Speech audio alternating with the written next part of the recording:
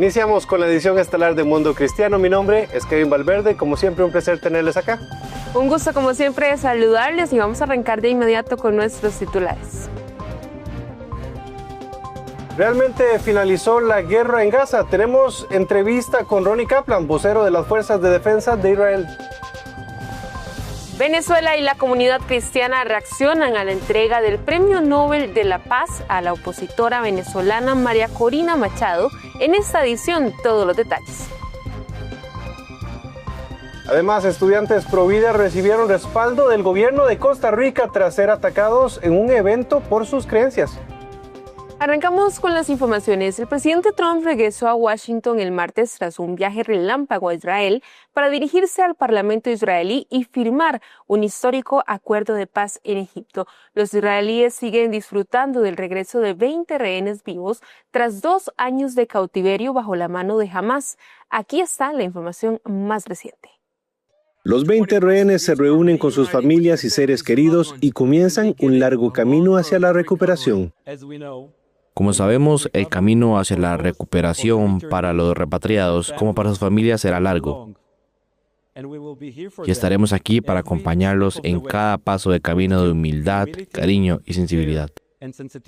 En Sharm el-Sheikh, Egipto, los líderes mundiales se reunieron mientras el presidente Trump y los líderes de Egipto, Turquía y Qatar firmaban un acuerdo de paz que decía en parte: nosotros los abajos firmantes damos la bienvenida al compromiso verdaderamente histórico y la implementación por parte de todas las partes del acuerdo de paz de Trump, que pone fin a más de 2 años de profundo sufrimiento y pérdida y abre un nuevo capítulo para la región definido por la esperanza y una visión compartida de paz y prosperidad.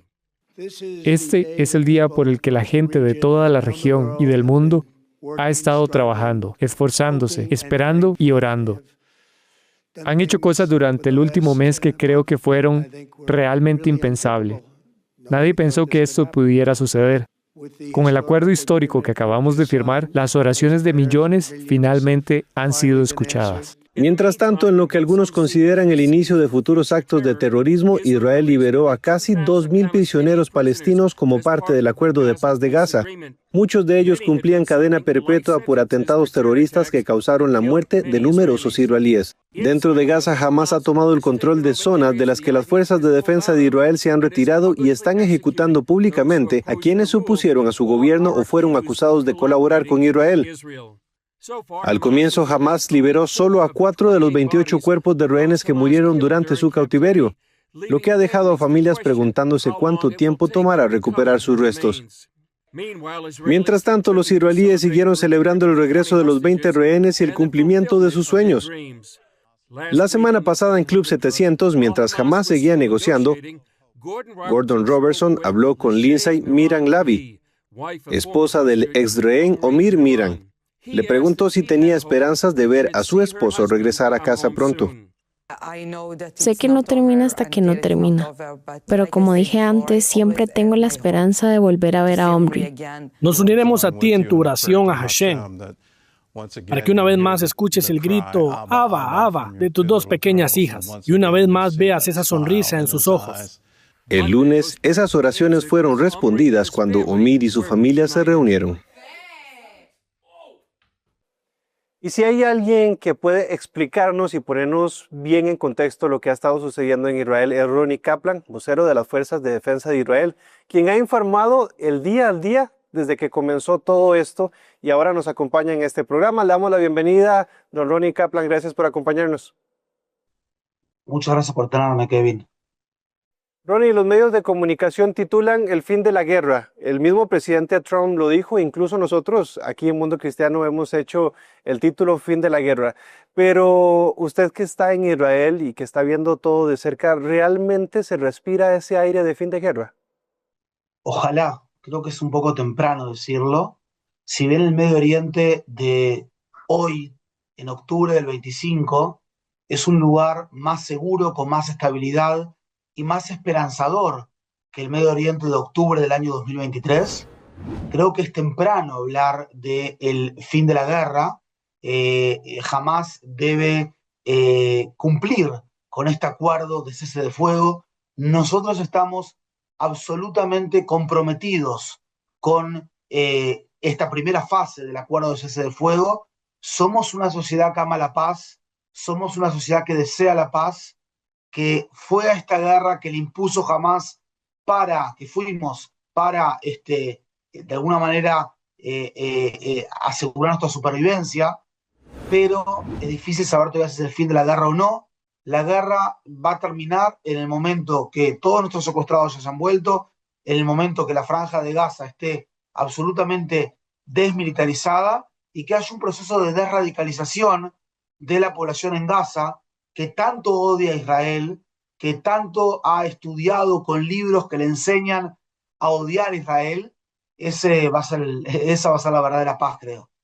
Claro, recordamos que uno de los principales objetivos por los que inició todo esto fue el deseo de que no se repita la masacre del 7 de octubre. Llegando a este punto, las fuerzas de defensa de Israel sienten que lo lograron, ese objetivo de evitar que vuelva a suceder. Sí, yo creo que ante todo la sensación es una sensación de que logramos cumplir con esta promesa sagrada de devolver a los secuestrados a casa.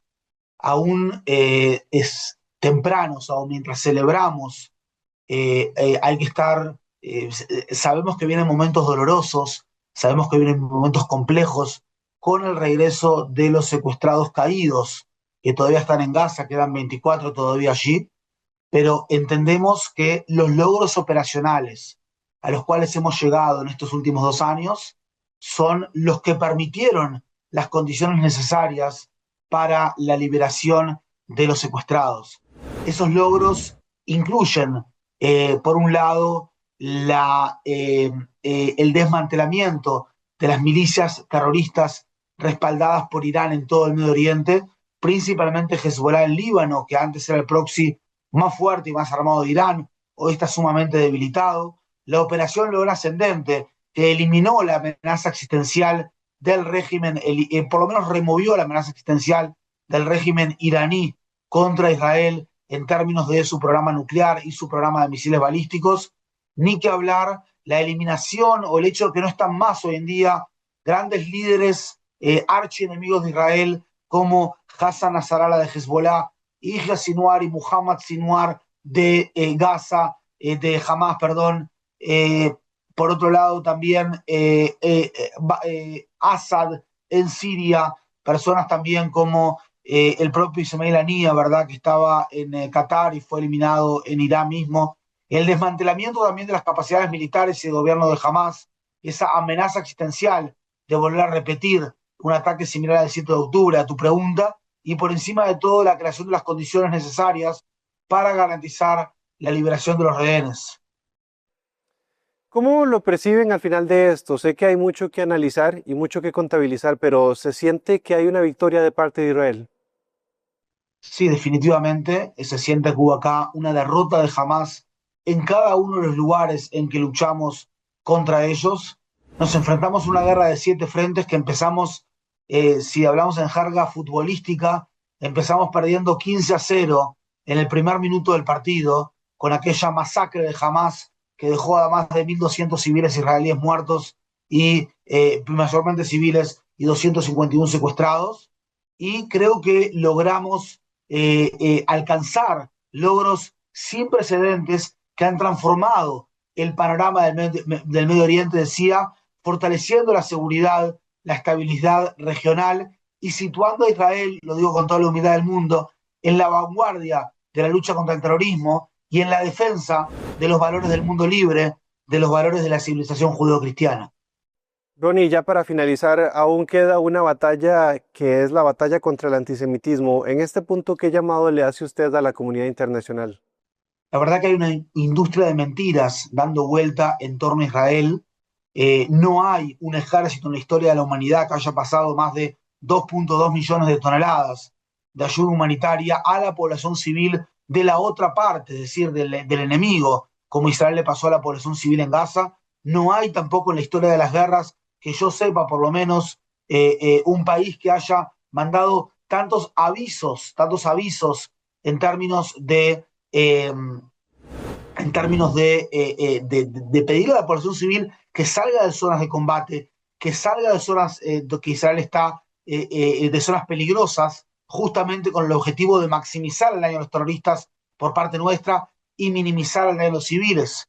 Estamos viendo acá el final de una guerra donde hay una negociación, donde hay un acuerdo, donde hay países garantes, y eso tampoco ha sucedido en ninguno de los así llamados, en ninguno de los verdaderos genocidios que hubieron en la historia moderna del mundo después de la Segunda Guerra Mundial, y aún así la comunidad internacional ha hablado como habla de Israel. Yo creo que nosotros no podemos, somos gente que busca la justicia, somos gente que busca la paz, y no podemos bajo ningún concepto contestar al antisemitismo de una forma agresiva, con violencia, pero todo hace parecer que la comunidad internacional tiene que hacer también un mea culpa y tiene que volver a pensar las palabras y la forma que ha atacado Israel en toda esta época. Bueno, bastante claro y amplio el contexto de lo que ocurre en Israel. Muchas gracias, Ronnie Kaplan, por acompañarnos y darnos todo el detalle. Y enviamos un saludo especial a Israel. Sabremos que están celebrando días importantes, entonces de verdad que hay muchas razones para celebrar. Gracias a ti, Kevin, y si me permitís, un saludo a tu audiencia, y quiero agradecerles a todos aquellos que han orado por la paz de Jerusalén. No solamente desde el 7 de octubre, sé que lo hacen desde mucho antes, pero desde el 7 de octubre con mayor énfasis. La verdad que sus oraciones, la cantidad de mensajes que hemos recibido del pueblo cristiano a lo largo y ancho de todo el mundo hispanoparlante, es algo que nos dio calidez al corazón, nos dio fuerza, y les quiero pedir que no dejen de orar, porque esta situación todavía no está terminada. Un fuerte abrazo. Sin lugar a dudas, seguiremos orando. Un fuerte abrazo. Y bueno, vamos a hacer una pausa y ya casi continuamos con más de Mundo Cristiano. La mejor noticia es que aunque la vida tiene momentos duros, fui la vergüenza de Las Vegas. La más grande vergüenza que alguien haya pasado en Las Vegas es Olga Briskin, cuando Juan Gabriel la planta. Siempre puede mejorar. Entonces Dios no solamente me salvó la vida, sino que me libró de la cárcel. Solo hay que decidirse por el camino correcto. Cuando no quieres tu vida y empiezas a entregar tu vida por otras personas, ahí es en donde te das cuenta que vale la pena vivir. Lo que puede suplir Dios, nadie en este mundo lo puede suplir. De rodillas y le dije, Señor, si me dejas salir de aquí un día, yo te prometo que me voy a dedicar a ti y voy a dedicarme a la música, que es lo que tú me has dado. Conéctate a Vive Más y experimenta las historias de personas que descubrieron que vivir es mucho más que existir. El amor humano sin Dios no es suficiente para que una relación perdure.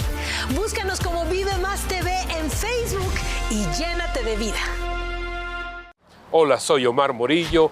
Bienvenidos a Vida Dura. Vida Dura presenta historias reales de individuos que han enfrentado el dolor y el sufrimiento, pero que han encontrado una vía de escape a su miseria. Búscanos en Instagram, Facebook, YouTube, en nuestra página web y por supuesto en la televisión abierta en tu país. Vida Dura, trayendo esperanza y aliento a través de sus historias. Continuamos con más. El mundo ha vuelto su mirada hacia Venezuela. El Comité Noruego del Nobel ha otorgado el Premio Nobel de la Paz 2025 a María Corina Machado, líder opositora venezolana, por su incansable lucha por los derechos humanos, la democracia y la libertad en su país. Veamos qué nos tiene nuestra corresponsal en Venezuela. We will be awarded the Nobel Peace Prize for 2025. Con 58 años, un arduo recorrido hacia la libertad de Venezuela y la lucha por los derechos humanos, María Corina Machado recibe el Premio Nobel de la Paz. María Corina, quien ha sido una voz firme contra el régimen de Nicolás Maduro, hoy es el centro de todas las miradas en el mundo.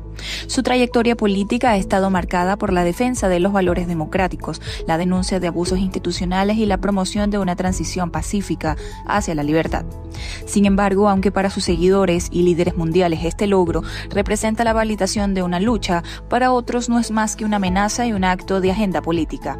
Mientras tanto, veamos qué opina la comunidad cristiana en Venezuela acerca de este premio. Cuando me enteré, dije como que siento que no me afecta en gran manera, pero creo que puedo decir que es una forma en la que se puede visibilizar la lucha que se ha vivido en el país. O sea, soy fiel creyente de que en la palabra de Dios dice que el Señor es el que quita e impone reyes. Pero la verdad es que pudiese ver simplemente como un premio, pero sí está como que dirigiendo la atención a unas ideas y a un reclamo que cada día como que tiene más fuerza y más valor. El comité noruego reconoce que Machado es valiente y persiste en la lucha por la libertad, la democracia y los derechos humanos en Venezuela. Recordemos también que Machado fue incluida en la lista de las 100 personas más influyentes elaboradas por la revista Time en abril. Me parece genial que una mujer venezolana haya sido reconocida a nivel mundial por su lucha por la democracia. Como creyente me parece que sí beneficia al país. Incluso María Corina es una persona que anteriormente ha venido haciendo vigilia e involucra a Dios en todas las personas, y es muy importante porque no solo Dios está en ella, sino en todos los venezolanos. En que somos vistos ante todo el mundo como unas personas que están buscando día a día la paz, y eso es sumamente importante porque nosotros somos un pueblo pacífico y cívico. Como hija de Dios pienso que es interesante, primero, que haya sido tomado en cuenta la mujer. El Señor en su multiforme gracia expresó siempre que las mujeres somos importantes en su palabra. Hay un sistema de igualdad y eso me encanta. Aparte de esto, que también tenemos que saber de que la única persona que puede satisfacernos realmente de la paz es nuestro Señor, esa paz que sobrepasa todo entendimiento. Y para nosotros es notable que el pueblo de Dios siempre ha estado en esta garantía de buscar la paz, porque nosotros estamos llamados primeramente a pacificar. Por su parte, María Corina Machado dedica este logro al pueblo venezolano que tras años de lucha aún perseveran en recuperar la libertad del país. Indicó a través de sus redes sociales lo siguiente: estamos a las puertas de la victoria y hoy más que nunca contamos con el presidente Trump, el pueblo de Estados Unidos, los pueblos de América Latina y las naciones democráticas del mundo como nuestros principales aliados para lograr la libertad y la democracia. Para Venezuela, el verdadero premio será vivir en un país de oportunidades, con una recuperación económica y donde se respeten los derechos. Sin embargo, este Nobel representa una antorcha que ilumina el camino hacia la libertad. Reportamos desde Venezuela para Mundo Cristiano. Este año 2025 ha sido un año muy difícil para las iglesias y los centros de culto. Han estado en constante ataque. Hoy vamos a analizar este tema a profundidad y tenemos una invitada especial, Yelani Lindo, que es una compañera que se incorpora al equipo de Mundo Cristiano. Yelani, bienvenida al programa. Muchas gracias por la bienvenida. De verdad vamos a dar inicio con este reportaje, el cual nosotros titulamos Iglesias bajo fuego. El 2025 marca un aumento alarmante de ataques a la fe. ¿Cómo se preparan las iglesias para no verse vulnerables? En Mundo Cristiano entrevistamos a expertos en seguridad de los Estados Unidos.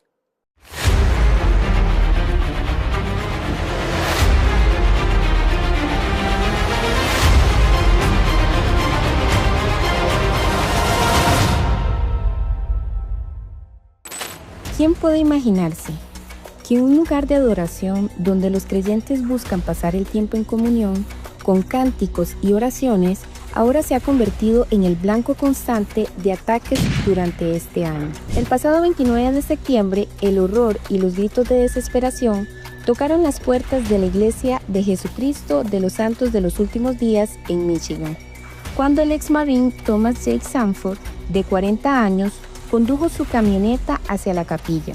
En Mundo Cristiano decidimos realizar una lista de los ataques a las iglesias más sonados en lo que va del año. 22 de junio, ataque con armas de fuego y chaleco explosivo a Iglesia Ortodoxa Griega en Siria. 17 de julio, ataque militar en Iglesia Católica de Gaza. 27 de julio, ataque con armas de fuego a Iglesia Católica en el Congo. 27 de agosto, tiroteo en la Iglesia de la Anunciación de Minneapolis. 29 de septiembre, estrellan camioneta, disparan e incendian la Iglesia de Jesucristo de los Santos de los Últimos Días en Michigan. 2 de octubre, ataque con un cuchillo a una sinagoga en Manchester. Y por último, 10 de octubre, ataque con dron a Iglesia de Bolívar, Colombia. Sin embargo, la pregunta que surge ahora es: ¿por qué razón se intensificaron los ataques a las iglesias, centros religiosos o sinagogas? Entre los posibles detonantes, las autoridades mencionan lo siguiente. Posibles causas de los ataques son intolerancia religiosa, odio cultural, vandalismo, conflictos étnicos y, por último, persecución religiosa organizada. Las investigaciones arrojan que los atacantes ahora utilizan cualquier mecanismo de violencia, pero dependiendo de su creatividad, llevarán consigo armas de fuego, vehículos, puñales, chalecos explosivos o drones. Los malos en estas situaciones solo están limitados por su creatividad, ¿verdad? En Manchester fue con un vehículo y un cuchillo. En Michigan, el actor embistió al edificio con su vehículo y lo incendió. Así que sus tácticas siempre están cambiando y debemos ser capaces de responder a eso. Y de nuevo, aplicar una estrategia de prevención de riesgos para mitigar cualquier situación que pueda ocurrir y mantener a la gente a salvo.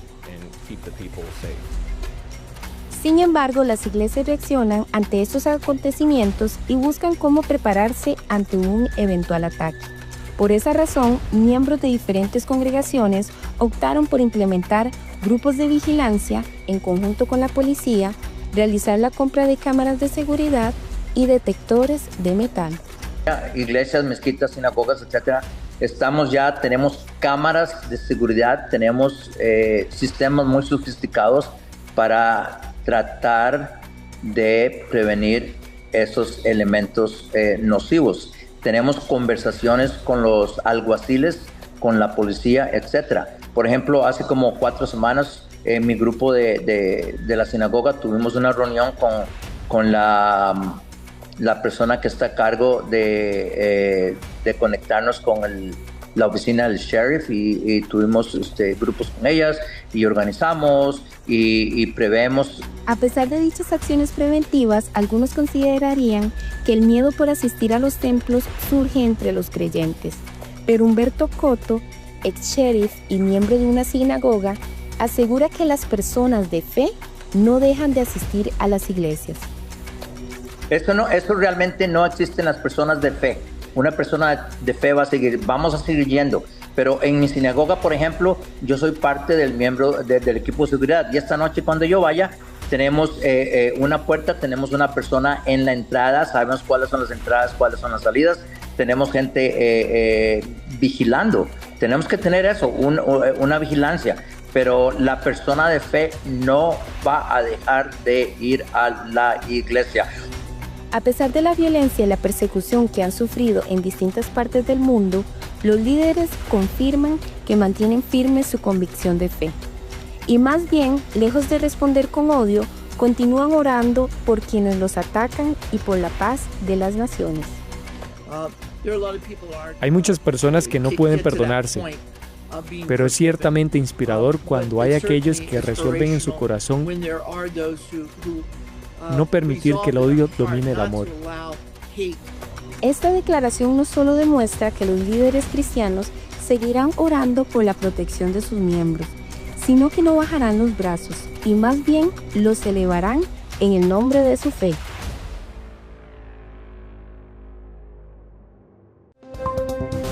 La Corte Constitucional de Costa Rica reconoció que hubo discriminación contra estudiantes pro vida en la Universidad de Costa Rica. Los detalles al volver de la pausa.